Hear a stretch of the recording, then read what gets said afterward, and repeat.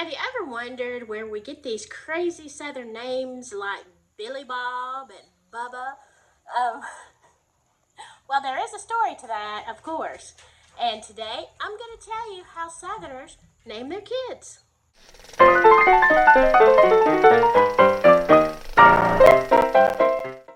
Well, hello there, and welcome to my channel. I'm Lily, and this is Evelyn Cottage. If you're new here, I do some renovations, some spooky stories, and kind of everything in between. Right now, I have a dog that's making noise. And so, hush, Stephen.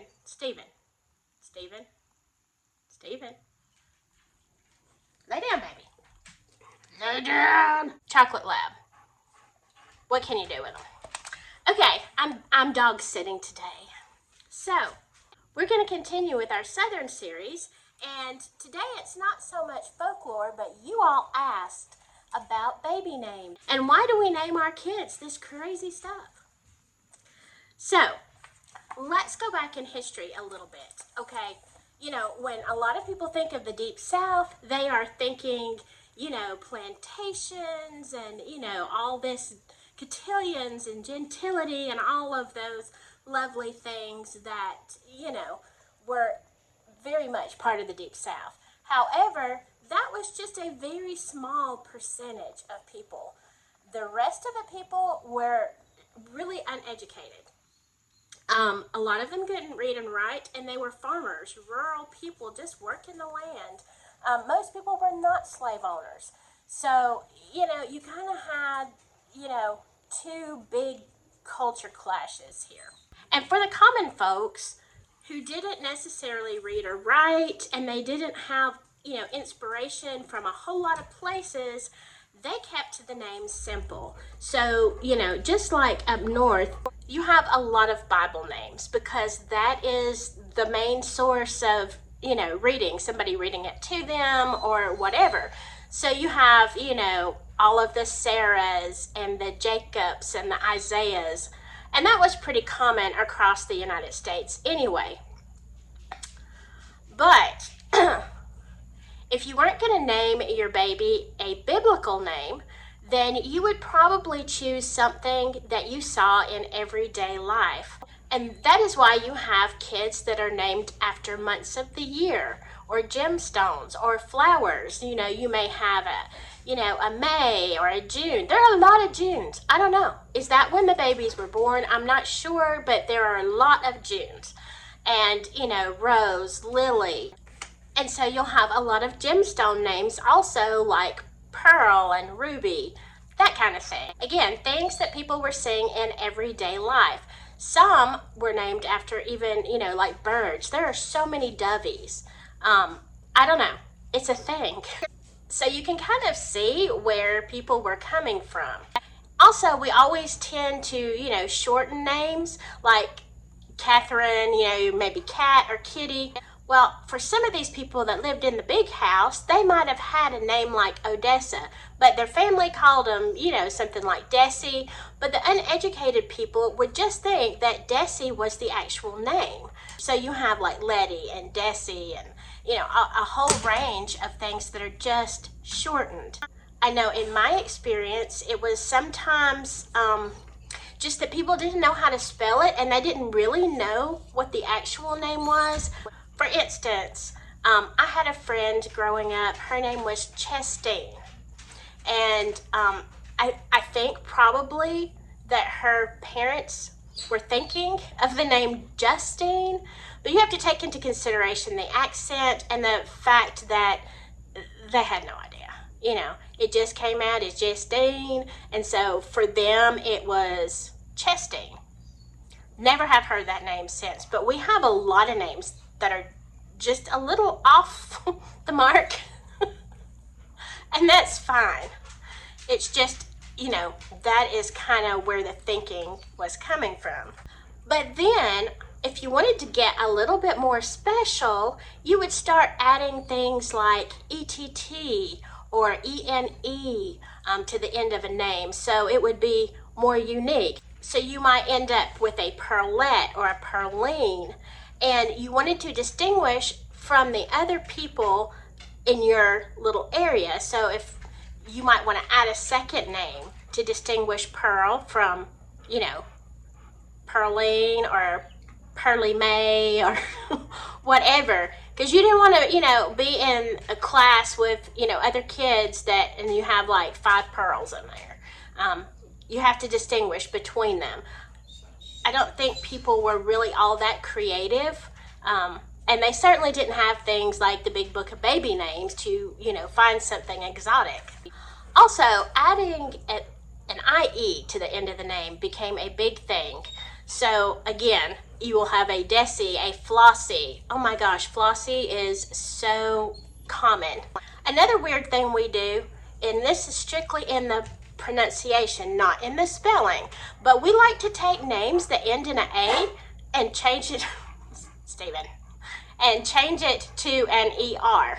For example, I had someone I knew, and her name was Plumer. I had never heard that name before, and I'm like, okay, that is unusual. And actually her name was Pluma, and where that came from I really don't know, but yeah, we like to just put an ER on everything. So Ella becomes Eller, and so you have an Aunt Eller, and I mean, you thought her name was Eller. It's not, it's Ella, but that's the way it is. And I mean, honestly, there were times I did not know what somebody's actual name was until they passed away and it was on their tombstone. I mean, it's just crazy. Okay, now let's get into the biggest thing that Southerners do, and that is our double names. We love the double names, and again, it's for distinction, but a lot of times it is distinction between the generations. For example, in my family, in the Mississippi part of my family, we had like a Frances, and then her daughter was Frances Maureen. So you had a big,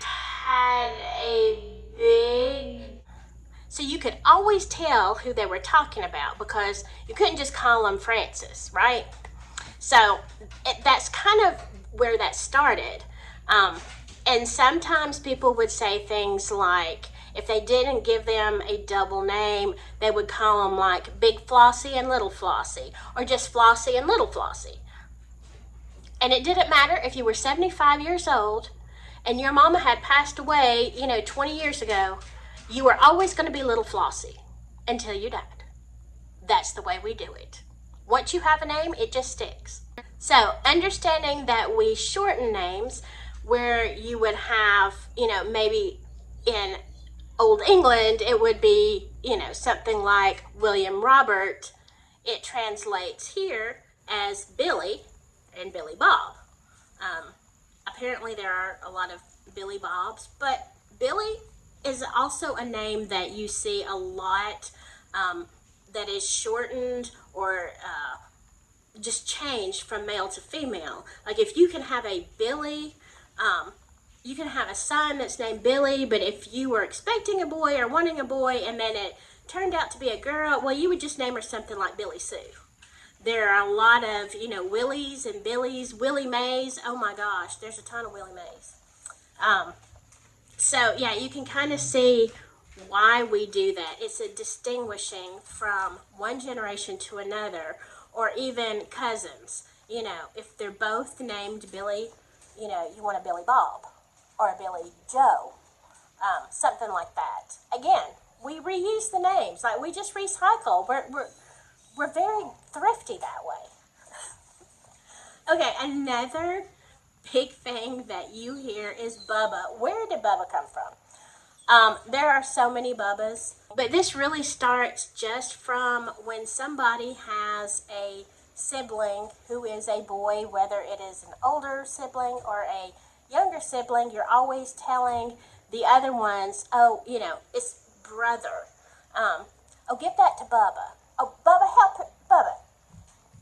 Bubba, help her put her shoes on. Oh, go tell Bubba. Go tell Bubba it's supper time. Okay, so that's where that comes in, and it starts when they're little, and then we just don't. Once we name you something, you just keep that name. It doesn't matter. It Doesn't matter if you're Billy in school, you're not going to be William in college. You're always going to be Billy. And Bubba, you start calling a boy Bubba, you're always going to be calling him Bubba. Everybody is going to be knowing him by the name Bubba. I'm sorry. So we have a lot of those, and sometimes we'll add, for family, if you have, again, let's take the name Jean. If you have a big Jean and a little Jean, instead of calling them that, you might call them one of them Mama Jean, and then Mama Jean is Mama Jean until she dies.